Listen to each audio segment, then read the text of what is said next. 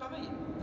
ولما جاء رجل للنبي صلى الله عليه وسلم ومسك الناقة قال يا رسول الله، لما جاء رجل للنبي صلى الله عليه وسلم فقال يا رسول الله إني أريد أن أسلم، ماذا أقول؟ قال قل أشهد أن لا إله إلا الله وأن محمدا رسول الله. فقال أشهد أن لا إله إلا الله وأن محمدا رسول الله، ثم قفل راجعا. فلما مشى النبي صلى الله عليه وسلم فإذا بالرجل قد سقط عن ناقته أو دخلت يد ناقته في جحر جربوع فسقط عنها فدق عنقه فمات. فقال النبي صلى الله عليه وسلم هذا ممن عمل قليلا وأجر كثيرا، هذا ممن عمل قليلا وأجر كثيرا. يعني هذا الرجل قال هذه الكلمة ففتحت له جنانا عرضها السماوات والأرض بكلمة واحدة، وهو أعرابي، ماذا يكون يعني فهم منها؟ لا شك أنه فهم منها كل المعنى المطلوب. ولما الغلام اليهودي جاءه النبي صلى الله عليه وسلم يعوده فقال له النبي صلى الله عليه وسلم قل أشهد أن لا إله إلا الله محمد رسول الله أو أسلم. نظر الغلام إلى أبيه فقال له أبوه أطع أبا القاسم، فقال أشهد أن لا إله إلا الله وأن محمد رسول الله، ثم مات الغلام. فقال النبي صلى الله عليه وسلم الحمد لله الذي أنقذه بي من النار. هذا غلام يهودي نطق بهذه الكلمة ففتحت له أبواب الجنان. هذا عقل هذه الكلمة ولم يعقلها كلمة.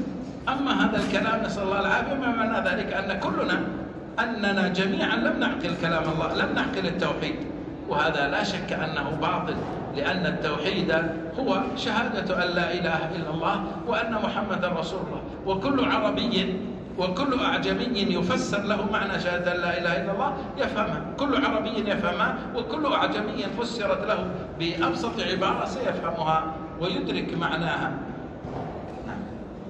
قال الشارح رحمه الله: وإن كان قائله رحمه الله لم يرد به الاتحاد، لكن ذكر لفظا مجملا محتملا جلبه به الاتحاد إليه، وأقسم بالله جهد إيمان جذبه به الاتحاد إليه، وأقسم بالله جهد إيمانه إنه معه لو سلك الألفاظ الشرعية التي لا إجمال فيها كان أحق، مع أن المعنى الذي حام حوله لو كان مطلوبا منا لنبه الشارع عليه ودعا الناس إليه ويبينه، فإن على الرسول البلاغ المبين.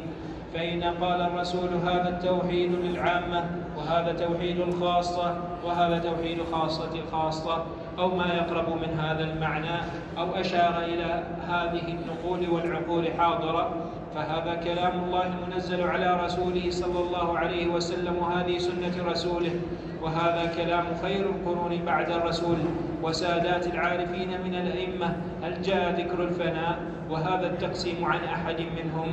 وإنما حصل هذا من زيادة الغلو في الدين المشبه لغلو الخوارج، بل لغلو النصارى في دينهم.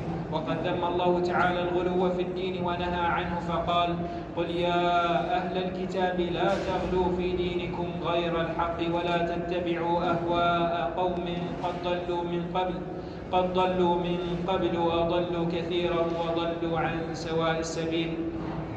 وقال صلى الله عليه وسلم: لا تشددوا فيشدد الله عليكم، فإن من كان قبلكم شددوا فشدد الله عليهم، فتلك بقاياهم في الصوامع والديارات ورهبانية ابتدعوها ما كتبناها عليهم.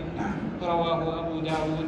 هذا كله كما قلنا النبي صلى الله عليه وسلم قال إنما بعثت بالحنيفية السمحة، إنما بعثت بالحنيفية السمحة، شيء يعقله كل أحد. أما هذا الكلام فلا يعقله في الحقيقة أحد، هو مثل كلام النصارى في التثليث. إذا قلت لهم ما هو دينكم الذي من أقر به أو اعتقده دخل فيه، يقول تؤمن بالتثليث. ما هو التثليث؟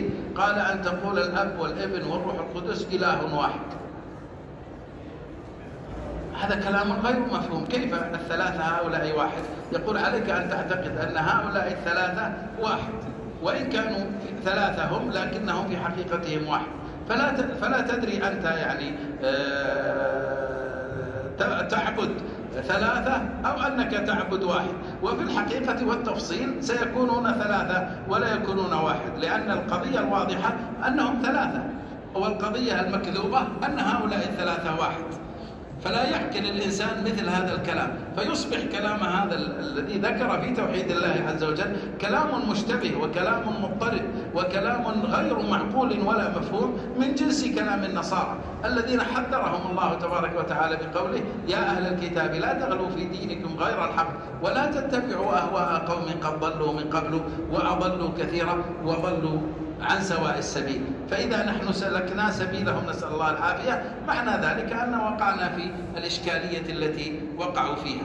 ولكن الحمد لله أن الله تبارك وتعالى حفظ لنا كما بينا كتابه وحفظ لنا سنة نبيه صلى الله عليه وسلم، وحفظ لنا أهل العلم الذين يفهمون كلام الله يفهمون كلام رسوله ويلتزمونه، وكفانا الله بهم شر أهل البدع وأهل الضلالات الذين نسأل الله العافية يستقون من مشارع ليست من كلام الله عز وجل ولا من كلام رسوله صلى الله عليه وسلم. هذا وصلى الله على نبينا محمد وآله وصحبه وسلم. جزاكم الله خيرا ونفعنا الله بما قلتم وغفر الله لنا ولكم ولوالديكم جميع المسلمين.